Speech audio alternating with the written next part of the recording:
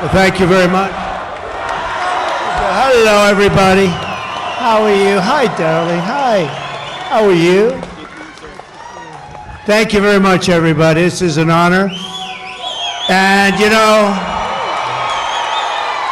I walked in, the first question that I asked, should we change the name from Fort Liberty back to Fort Bragg? First question.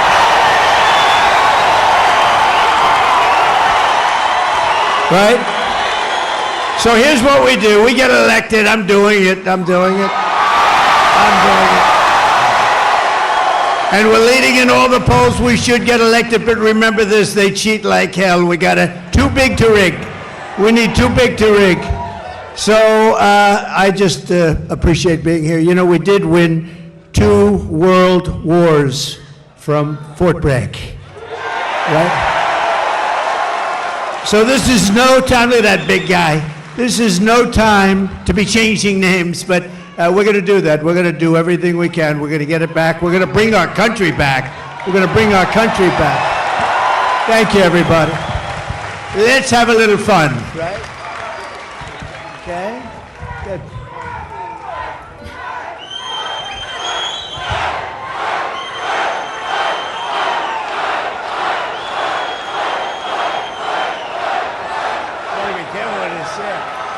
Mr. President, I don't think you'd have a problem with North Carolina. I think they love you here. I love that. And you know, Kamala should be here. She shouldn't be anywhere else. And they're missing $1 billion that they gave to migrants coming into our country. Some of them are murderers, some of them are drug dealers, some of them, many of them. 13,099 murderers came into our country during their 3.5, and we're missing $1 billion they gave them to the migrants that came in, and now we don't have the money. We'll do it, but they don't have the money to take care of. That's why they're giving you lousy treatment in North Carolina in particular, and we don't like that, so we're going to let it be known, and they have to get a lot better because people are not happy. Well, you're absolutely right, Mr. President, and before we start with that town hall, I actually wanted to mention that one of your friends here is Silk. Silk, are you here? Where are you at? Oh. I'll tell you, she is my friend, too. And she is my friend.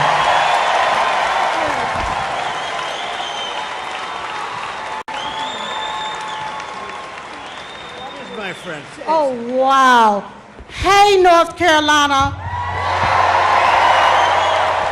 Real quick now, I want y'all to listen up. I'm a little ticked off. I just want you to know I'm a little ticked off, and I'm going to tell you why. $750. Oh my. Where American tax dollars is being used to fund illegal aliens into our country. And these illegal aliens didn't pay one dime or one red cent into our systems. And all Kamala Harris and Tampon Timmy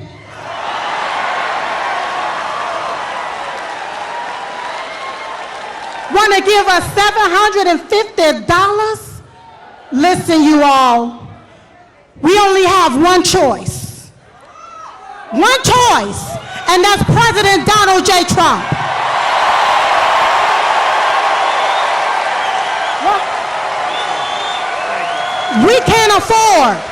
We cannot afford another 4 years of this, so you're gonna have to vote like your life depends on it. Like when you're taking your breath and it's your last breath and you need that vote in order to breathe, that's what you're gonna have to do. So you're gonna have to, I'm almost finished, Mr. President. So what you're gonna have to do, you're gonna have to overvote the cheat, you're gonna have to outrun the runway, and we're gonna have to make it too big to rig.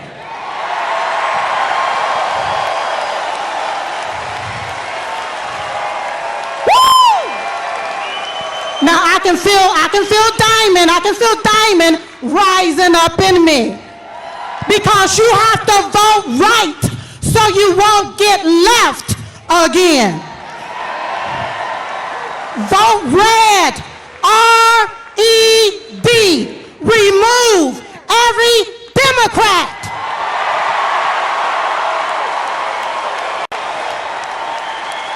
They gotta go.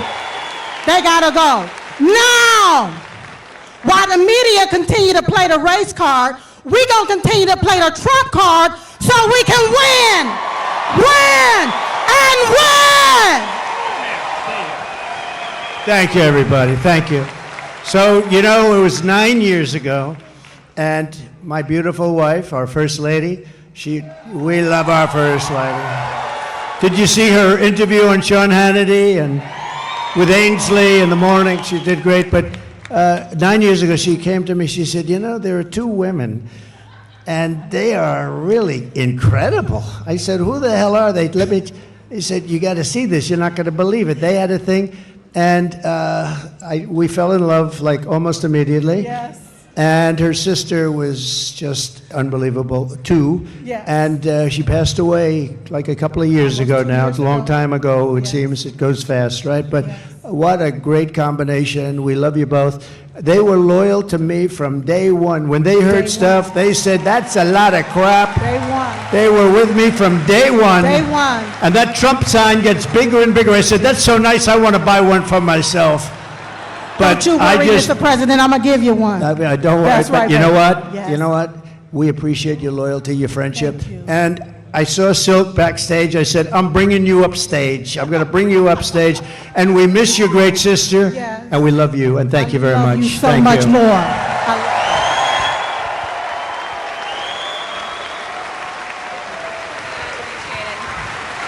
Thank you. Great. All right, Mr. President, are you ready? Yeah, I'm going to be very careful with these seats. Yeah, it's a little bit. These seats weren't designed for me, exactly. All right, Mr. President, our first question comes from Allie. She was one of the residents here in North Carolina that was directly impacted by the hurricane, and it destroyed her community. Allie, where are you at? Hi.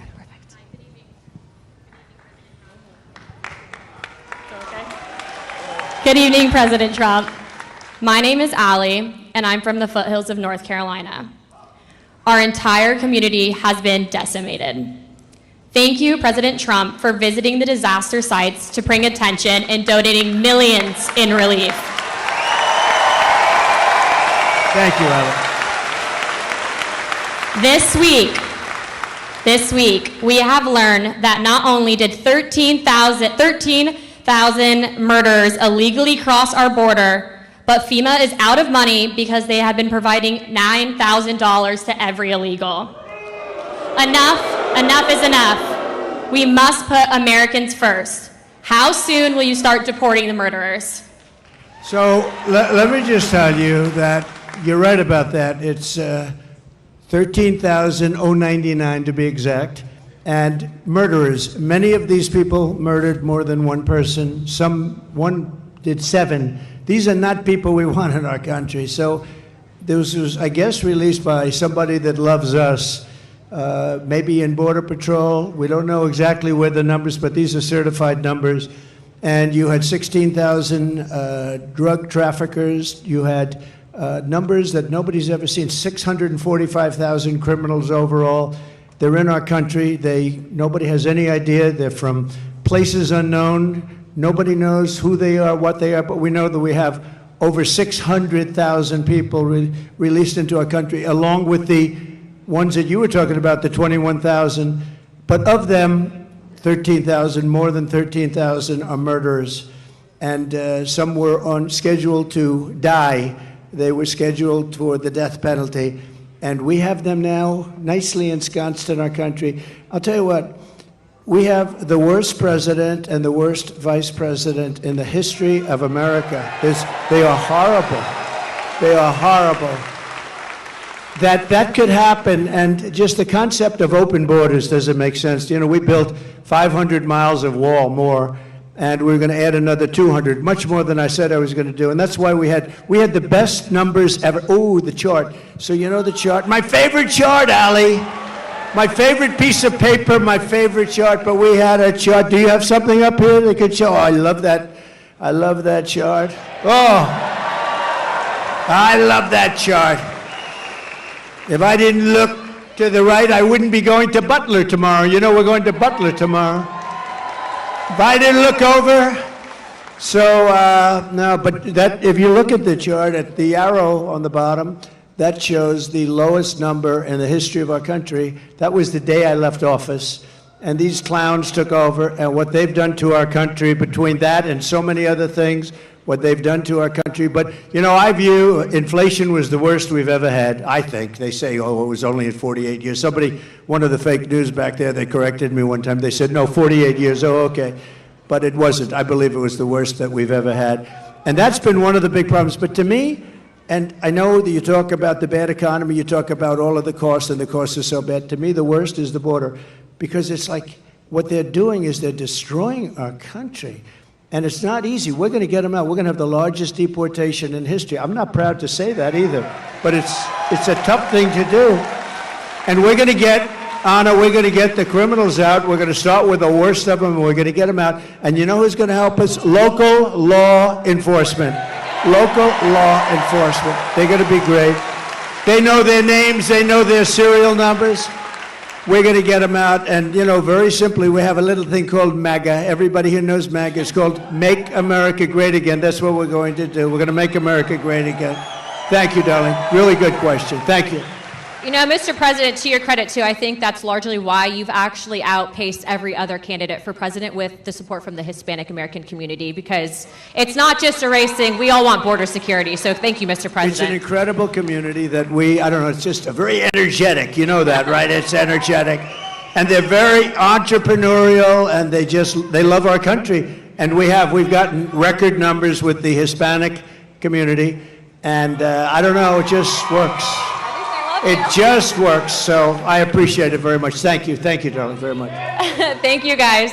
All right, Mr. President, our next question is from John. He was a Green Beret captain who was actually kicked out of the military. I think he's going to share his story with you. 1 second. Hi. Good-looking guy. Thank you. Good evening, Mr. President. I'm John Frankman. I was a Special Forces Green Beret who was forced out of the military because of the COVID-19 vaccine mandate. That's good stuff, right? That's good. That's good. So the Biden-Harris DoD COVID-19 vaccine mandate was very damaging to the military. It forced thousands of service members out, and thousands do not want to join now. The Biden-Harris DoD has the lowest recruiting in modern history, and now they're pushing more woke training. So how do you plan to repair the military from the damage that was done and hold military leaders accountable? So I want to have them come back into the military with pay, and you know, they've been talking about that, but it never happened. They never did what they said they were going to do. There should have never been a mandate. That should have never happened. You should have been given choice, as we say. We want choice in education, and we want a choice there too. And that should have never happened. And you know, we've lost some of our best people in the military too. Did you leave? Did you leave? Did you ever take the vaccine or anything? I never did, sir. So you want a choice, yeah. And do you want it? Would you go back in if they were able to? As long as there's accountability, potentially. Yeah, no, there would be accountability, is right. They're going to will fire their asses, but they would. We don't want to lose this guy. We want to get. He's central casting. We want to get him back in. Yeah, we're going to take care of it. I hope you do come back, or I hope you do very well outside. To be honest, wherever you are, I just want you to do well. But we're going to get a lot of people coming back. They should have never had the mandate. The mandate was a big mistake, and they treated people terribly, terribly. Okay? Thank you very much. Great. Mr. President. You look great. Thank you. We lost a lot of great people. Also in other, you know, in police forces. I mean, a lot of people were forced into doing things they didn't want to do. But I love that question. That's a great question. Thank you very much.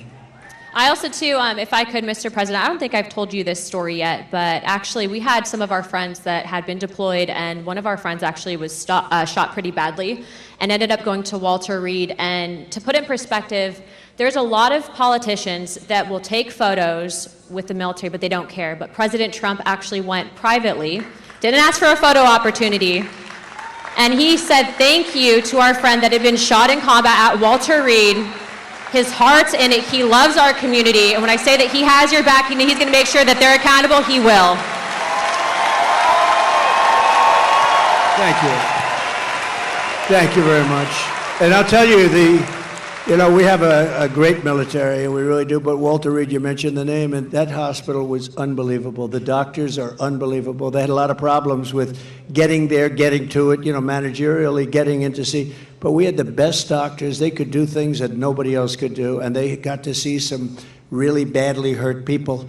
And the level of talent at Walter Reed, it's just an incredible hospital. So we have to pay our due respects. You hear so much about government-owned or whatever. I don't think there's a better hospital in the world than Walter Reed, so we should say that, right? Yes, sir. Yes, sir. Mr. President, our next question comes from an active duty service member here at Fort Bragg. They like it. Austin, where are you at?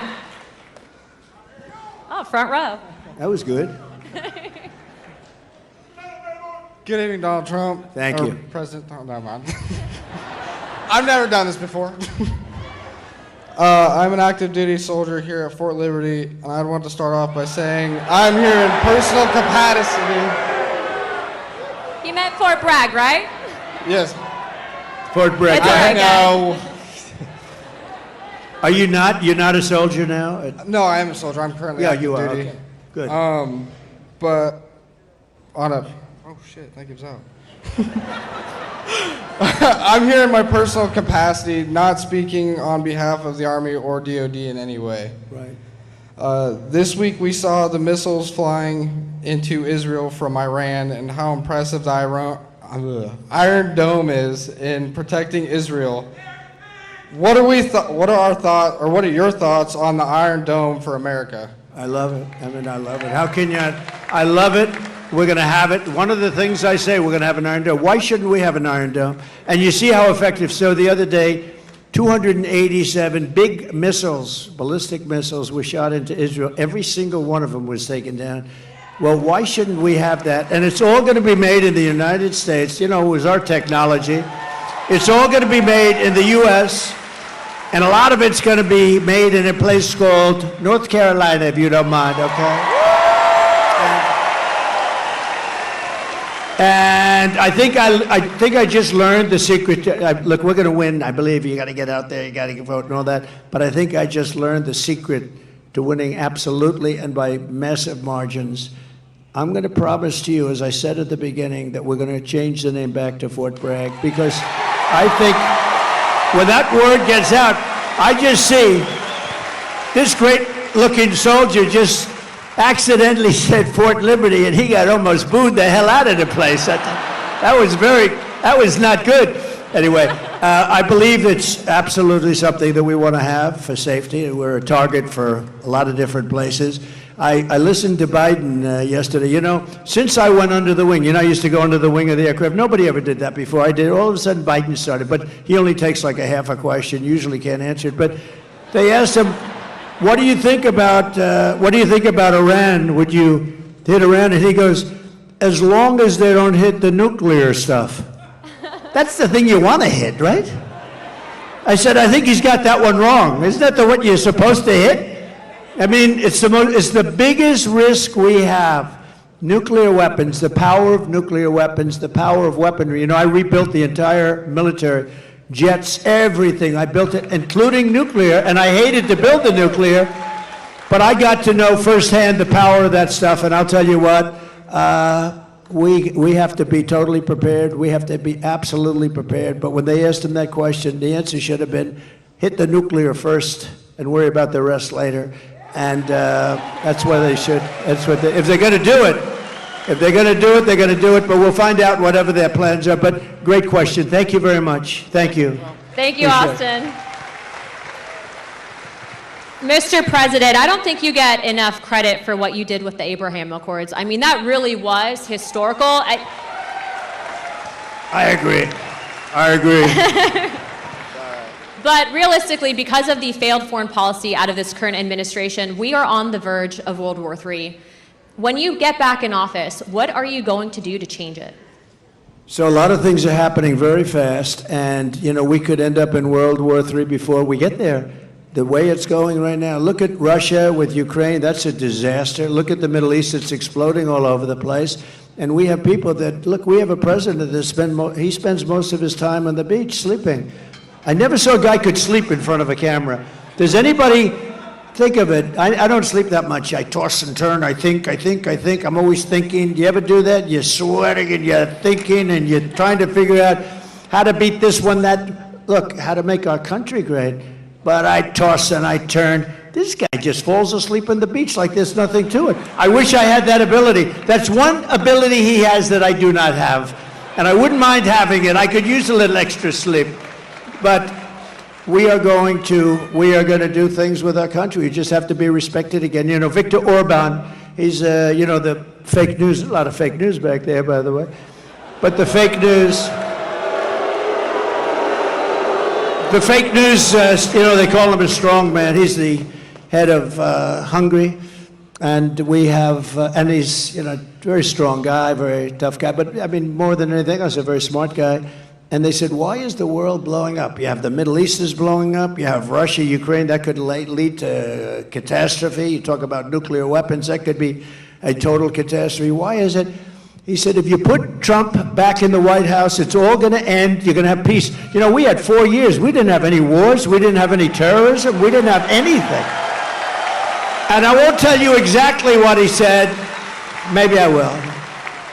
He said because they were afraid of Trump. I don't want to be the one saying that, but they were probably afraid of me because they think I was crazy, and that's a good thing to think, right, soldier? They said, this guy is crazy.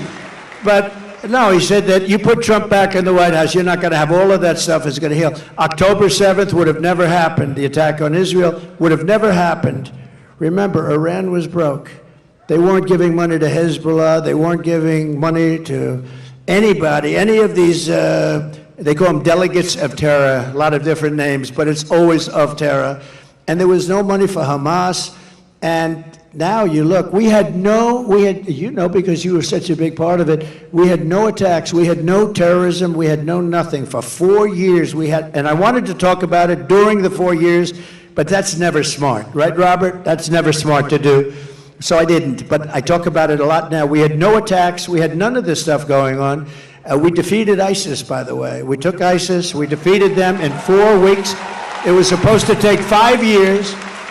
I rebuilt the military, and we had a military, and we have great generals, not the television guys, by the way, the real generals. I'm talking about like Raisin Cane, General Raisin Cane. You know who that is? But we defeated ISIS quickly. It was supposed to take 5 years. We did it in 4 weeks. We have a great military, and we have a military that's not woke. You may have a few people on the top that are woke, and we're going to get rid of them so damn fast, your head's going to split.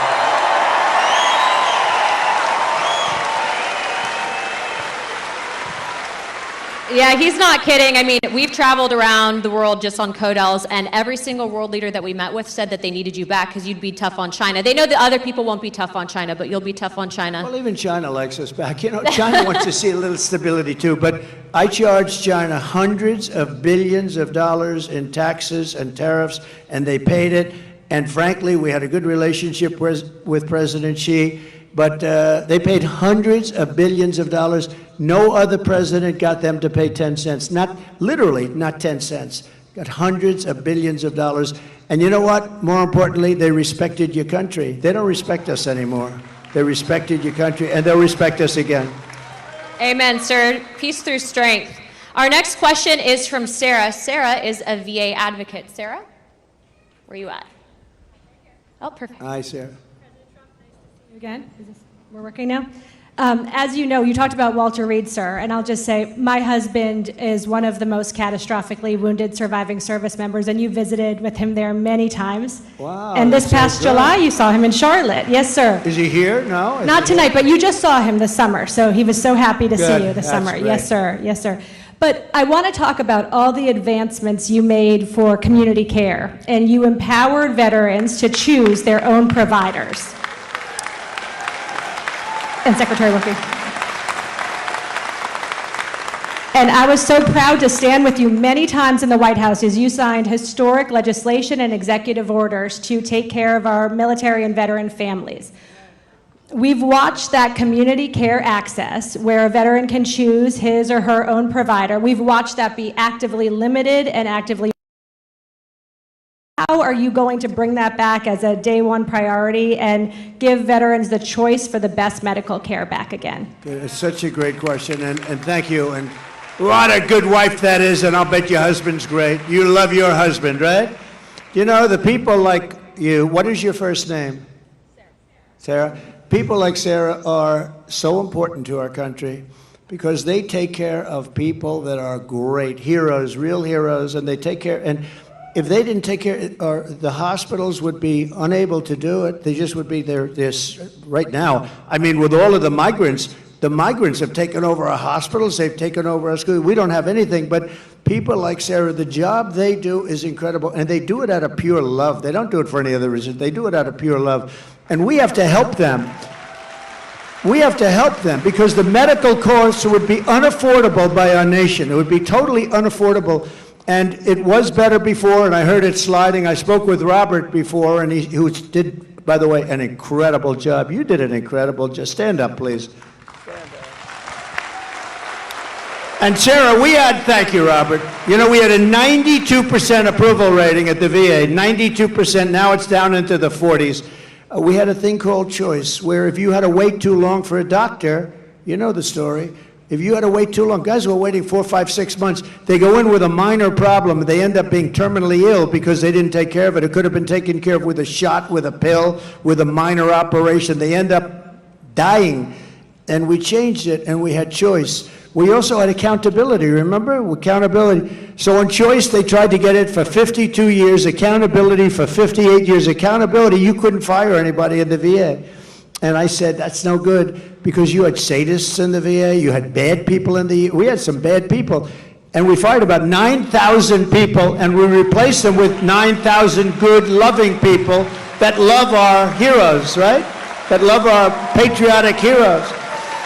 And that was a big thing. And I just said to Robert, how's it going nowadays? How is it going? And he said, they're getting rid of choice rapidly. Choice is when you can't see a doctor rapidly. You go outside, you find the doctor, you get yourself fixed up, and Sarah, we pay the bill. And it was a great thing. And he said it's rapidly not being used, not being allowed to be used. And you know, I think it actually didn't cost. I think it was probably, in the end, we probably saved on it. But money isn't the big thing here. I think we saved money on it because people would get very, very sick. These are people that would wait 4, 5, 6 months to see a doctor. If you had to wait more than one day, you go out, you see a doctor. We had bills negotiated, fees negotiated. You know, we can't be totally crazy with this because the doctors are pretty good business people, I will tell you, right? But we had a lot of fees negotiated. But you go out, see a doctor, get yourself fixed up, and you have no problems. It was one of the best things we ever did. And now this group of lunatics that don't give a damn about the military, they're making you go through that waiting of 4, 5, 6 months again. And our people can't we have great doctors, but they can't handle the loads. And we're going to go back. We get back in, we're going back to that, right? We're going back to it immediately. Yep. You're going to be in great shape, Sarah. You and your husband are going to be in great shape. And thank you very much. Incredible. Thank you, Sarah. Mr. President, we actually have someone that, and before we ask his question, I wanted to read this to the crowd. He had actually written a letter to you after you'd been shot in Pennsylvania. Dear President Trump, watching you during the Butler rally and you getting back up, both my wife and I gave a sigh of relief as well as a few tears. I would be honored if you would accept this small token that I received as a young Marine in Vietnam. My wife and I both thought it appropriate. God bless you, your family, and the United States of America. Sincerely, Dwight. Dwight, where you at?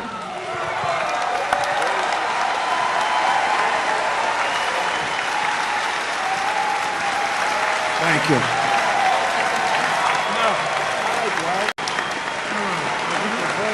Whoa. Looks like a check.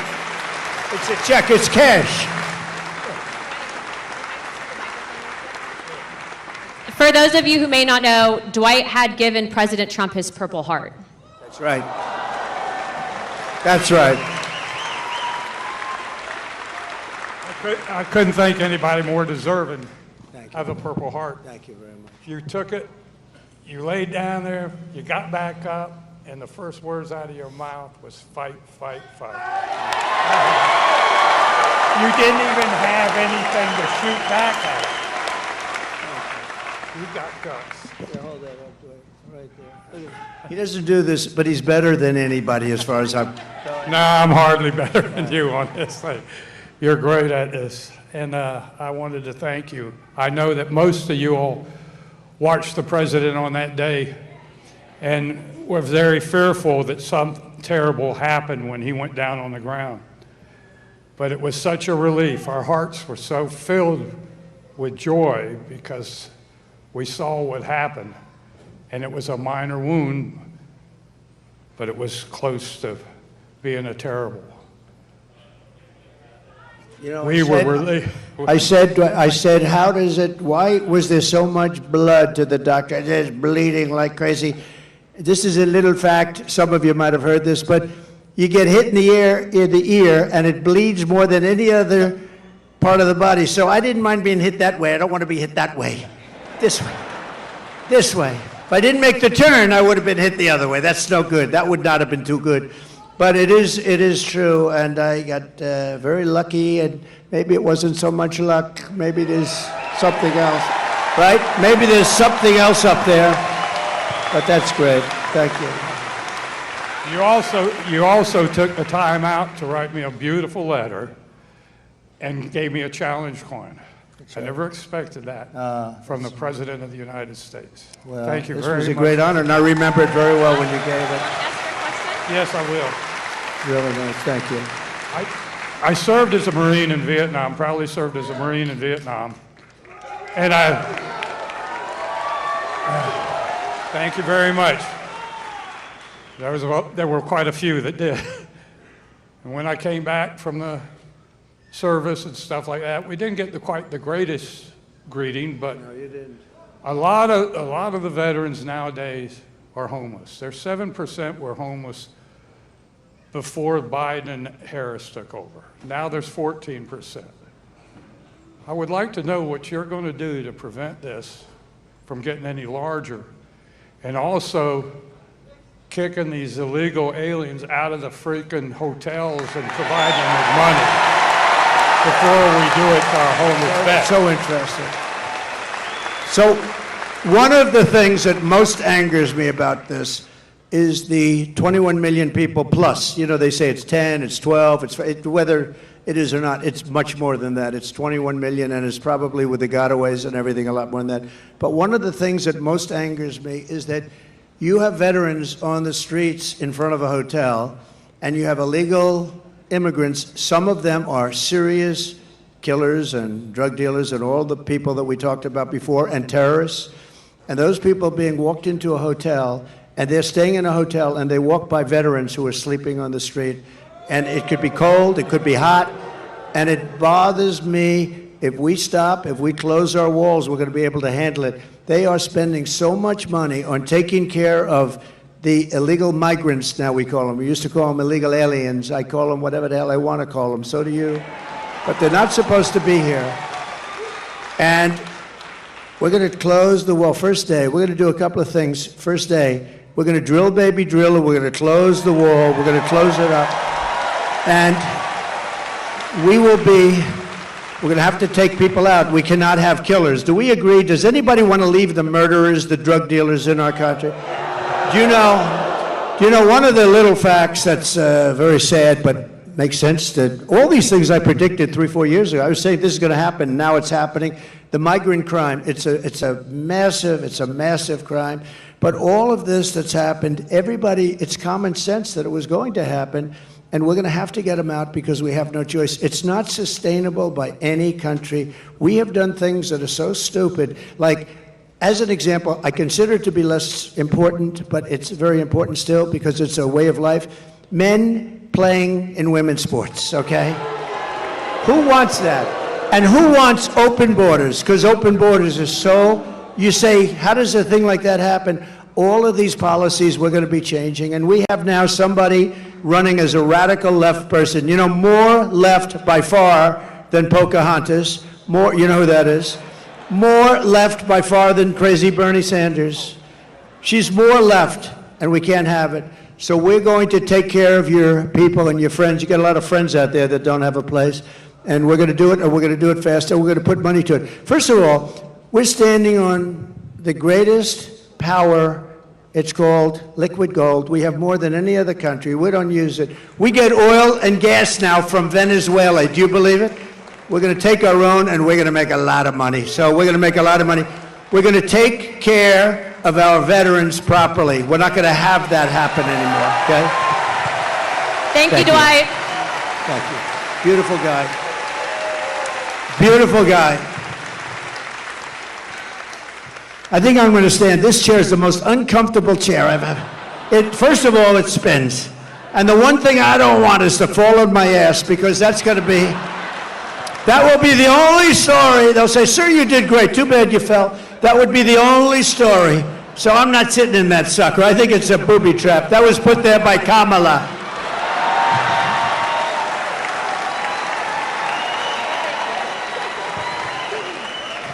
Well, that brings me to my next question. So you're talking on immigration and border security. So we all know that that's tied to national security. And the one thing that ticks me off is you have Kamala Harris, who runs on the fact that she's a minority woman. But yet she's done nothing about the 300,000 migrant children that have gone missing. Just real quick, how many parents are in this room? How many women are in this room that support Trump? As mothers, grandmothers, sisters, wives, would you ever tolerate children being trafficked? If you were in Kamala's position, wouldn't you have stopped that? President Trump, you've done more for not just the Hispanic American community, but I think women in this country, not just, I'm just going to toot his horn for a second. He's put women in positions of power, but the media won't cover that. They won't, because it doesn't fit their narrative. They want women to hate them, but guess what? We don't hate them, we love them, don't we? But I don't do it. I don't do it really for a pure, really great reason. I just do it because I want results. And I just find women to be smarter than men. Does that make sense? Men, you don't mind I do that every once in a while. It's not bad. Thank you, thank you. Well, Mr. President, to follow up on that question, as a grandfather and a father, what are you going to do to stop the trafficking of women and children in this country, and specifically with the migrant children as well? So we had it down to the lowest number. You saw that on the graph. That included drugs, it included trafficking in women, mostly women and children.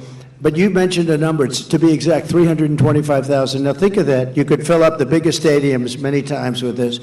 325,000 children are missing during the Biden reign. Now let's say her, because they made her, and you know it's funny, when you say Harris, right? Nobody knows who the hell I'm talking about. You say the Harris team, who nobody knows, so you have to say Kamala. So Kamala. But Kamala and Biden, 325,000 just during this almost 4-year reign. That's missing, but many of them are dead. Many of them are in sex slavery. Many of them are slavery, period, and they're gone, and never to be seen probably by their parents again, never to be seen. Their parents are all over the world looking, they're looking for them. And what we've done here is so horrible. 325. Can you imagine if that were me, where they were missing? This would be the biggest story. The fake news media never talks about it. You know what they're not talking about? And you know, Anna, you know what they're not talking about? They're not talking about something else that's very important. They are doing, this is Katrina, they are doing the worst job on a hurricane than any administration has ever done, and these people don't want to talk about it. They don't want to talk about it.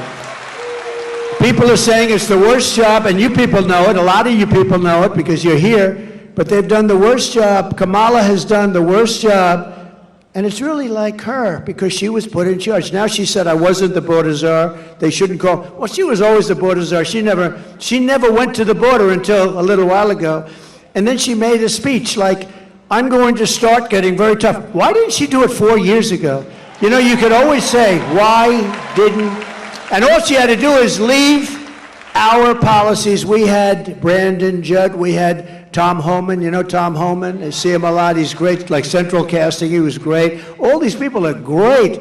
We have great people there right now, but we have some tremendous people. And you know, it's interesting with Border Patrol and ICE, it's really easier for them not to do their job, but they love the country. They really want to do the job. They're so disgusted when they have to let people, and you look at some people, you know they're criminals, and they have to let them go walking right by into our country. No, we're going to straighten it out. It's going to be straightened out right. But 300, remember this number, 325,000 children are missing. That means many dead, are missing during this administration. And that's almost unthinkable, and I can just imagine if that were us, it would be the worst story. They never talk about it. And the other story they don't talk about, and I'm doing this because we're in all that television, look at all that television. The other story they don't talk about is what a rotten job they're doing in North Carolina and other places with respect to the hurricane. They are doing a terrible job.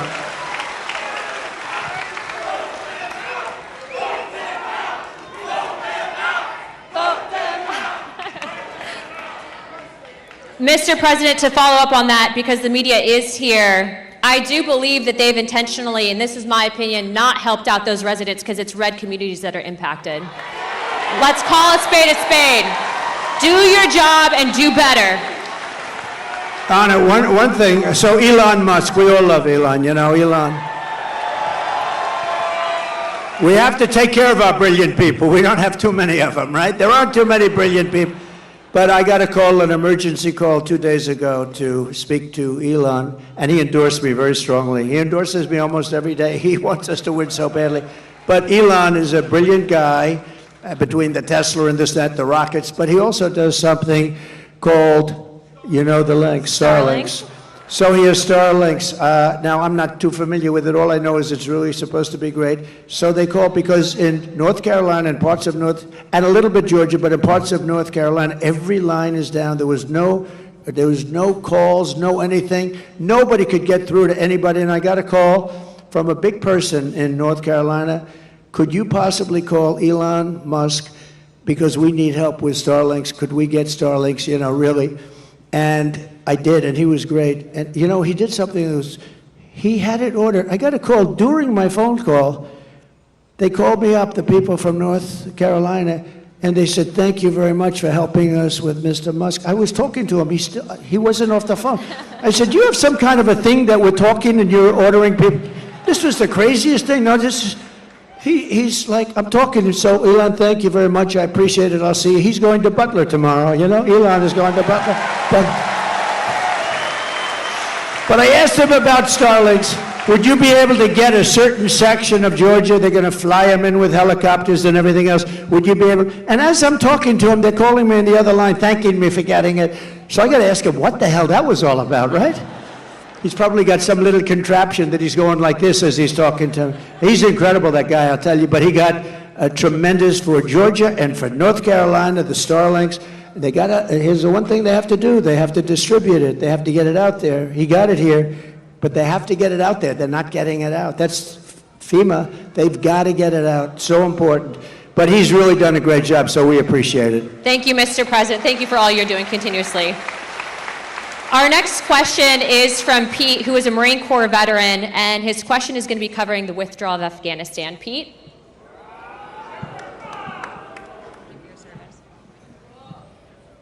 Mr. President, I am Pete from North Carolina, and also a Latino for Trump. Thank you.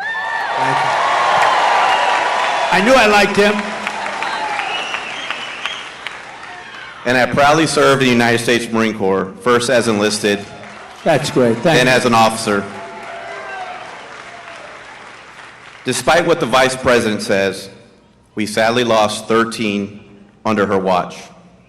It sickens me, many of my fellow Marines, as well as my friend, Lieutenant Colonel Scheller. There has been zero accountability for the terrible withdrawal. What will you do to make sure we have accountability for what happened. Okay, it's great. It's like, I know more about that subject than any subject we spoke about because I think it was the most embarrassing moment in the history of our country. There was never anything. I don't think Putin would have gone in and invaded Ukraine if that didn't happen. He saw that. He said, hey, these people are stupid people. They're idiots. And, you know, they only respect power and force. When they saw that, by the way, if I were president, Putin would have never done it, period. And you would have never had the attack, and you wouldn't have had inflation, and you wouldn't have had the problem that we're talking about. Because, you know, I had it down to 5,000. I was getting out. They were there for 20 years. But a couple of things were done wrong. Number one, they should have kept the military base, right, Bagram? So you have a military base, one of the largest bases in the world. We left it. It's 1 hour, forget about Afghanistan, it's 1 hour away from where China makes its nuclear weapons, okay? You gotta keep that, and they didn't. They fled, they left. We had, as you know, 18 months. I called up Abdul. Abdul is the head of the Taliban. That's the ones that do the shooting, okay? Not the Afghans. It's called the Taliban. And the press said, why would you call him? Because that's where the shooting is. And I called him up. We didn't have, it was nasty. We didn't have one soldier killed, because they were killing a lot of our soldiers, the snipers, and a lot of them with the Obama-Biden administration before I got there, and a lot of them. And I called them up, had a rough call. And after that call, we didn't have one soldier killed for 18 months. We didn't have one soldier shot at for 18 months. And then we had a terrible election. We're not going to let that happen again. We can't ever let that happen again. We're not going to have what a shame that was. But we had an election, and these guys took over, and it all started up again. And what they did with that withdrawal was so bad. Number one, we lost 13 great soldiers, and as you know, I know the parents of a lot of them. But we lost the soldiers. We left $85 billion worth of equipment behind. We left Americans behind. Everything was wrong, and we embarrassed our country. I really mean, I think it was the most embarrassing. The one thing you do is you take the soldiers out last. Okay, they took the soldiers out first. A 5-year-old child would tell you that. The other thing you do is you fire every general that was involved in that case because those guys were incompetent. And you haven't heard the last of that, I promise you. You have not heard the last of it. What a terrible thing that was. Worst, one of the most embarrassing, me as a person that loves our country, that was the most embarrassing moment in the history of our country, in my opinion. Thank you. We're gonna take care of that. I gotta get back in.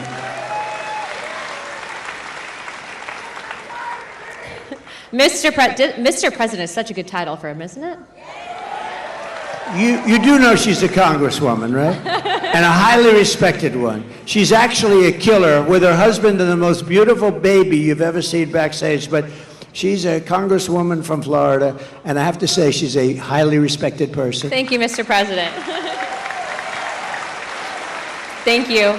Mr. President, our next question is from Terry in regards to military pay, and Terry is from the 82nd Airborne.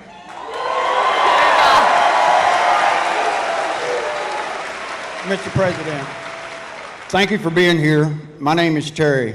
I have had the honor of serving with the mighty 82nd Airborne. I'm also a proud member of the Lumbee tribe. The largest tribe in North Carolina. We have one of the highest percentage of military service in the nation, a higher percentage of the overall population. My question, sir, is about the military pay. You provided the largest pay raise in history to our military. Unfortunately, we have seen inflation skyrocket, and more service members and veterans are on fixed incomes and are finding it hard to pay for basics like grocery. What will you commit to increase military pay and bring down prices? Yeah, very good, Terry. I appreciate it too, and it's very unfair. So I gave the largest pay raise in the history of the military, and I thought that was wonderful, but then when these clowns came in, these incompetent fools came in, they allowed inflation, and because of the energy policies, I think, mostly, but also because of their spending, but they allowed massive inflation, so your pay stayed here, and you were happy, and then all of a sudden the cost of bacon doubled, and the cost of everything else doubled and tripled and quadrupled. Interest rates went to 10%, so you could no longer, we were at 2%, and they went to 10%, so you could no longer buy a house. So many things happened. The answer is yes, I'm going to take care of you. I'm going to take care of our law enforcement. And you know who else I'm going to take care of? Our teachers. Our teachers are very underpaid. We're going to take care of our teachers. Okay? Going to take care. And I did it. I did it. I felt strongly. But, you know, the fact is that they got wiped out. What we gave you got wiped out by their inflation that they should have never had. That's another thing. You would have never had inflation because it was caused largely by really dumb energy. The energy went through the sky. That brought everything with it. So we're going to take care. But law enforcement also, and your teachers, okay? Thank you, Mr. President. We now have time for one last question. So our last question. Make this a good one. Our last one comes from Matthew. Matthew? He was an F-15 pilot. I won't hold that against you. Here, I got it.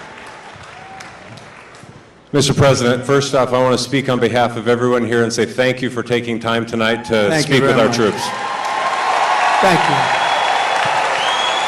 Thank you very much. We got a lot of good-looking men in this audience, don't we, huh? And a lot of good-looking women also, by the way. Thank you very much. Okay, go ahead. I'm going to revisit something you've talked about already. My name is Matt Lohmeyer. I was an Air Force F-15 pilot, and I was a commander in your newly created U.S. Space Force. I am also the first veteran of the Space Force because under the Biden-Harris regime, I was fired from my command and lost my pension for criticizing DEI trainings that were rampant in the military. Those trainings are still dividing our troops, and thank you for saying you would fire those few woke generals who are a big problem. They're gone. I'm going to suggest that it might, in fact, require ongoing oversight and a persistent, consistent, watchful eye within the Pentagon to ensure this monster never returns to the Defense Department. Will you consider establishing a special task force, office, or position to ensure that these monsters never return to the Defense Department? You know what I'll do? And I'm pretty good at this stuff. Sometimes you get it wrong. I'm going to put you on that task force. I think it's good. Not going to do better than him. I'll put you on. Make sure you give the name. Thank you. Beautiful. Right? I have your approval. Yes, sir. I have your approval. We're not going to get better than him. You're right about it. You're right. 100%. Thank you. I'm cut. Mr. President, that wraps it up for the evening. Do you have any closing statements to everyone? Well, I just want to say that it was very important that I got to North Carolina. You know, Laura, my daughter-in-law, gave me the most beautiful grandchildren. But Laura's here. I don't know if she's right here or where is Laura. Would you come out here? She is absolutely the girl. Come on up here. Come on.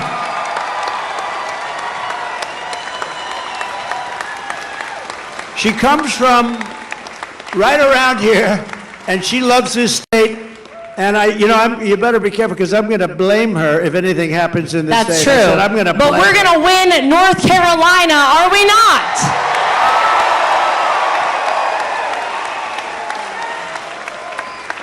I am from right down the street a little ways in Wilmington, North Carolina, where I was born and raised. And I know I don't even have to ask this audience this question, but are we ready to send Donald J. Trump back to 1600 Pennsylvania Avenue? All right, here's what I need from everybody. You might know that I am right now the co-chair of the RNC, thanks to my father-in-law calling me one evening. But here's how we are going to make it too big to rig. Here's how we're going to swamp the vote. Is everyone in here registered to vote? If you are not, go right now to swampthevoteusa.com and get registered. Go vote early and take every person you know to go vote early. We will win this big. big league, as Donald Trump says on November 5th.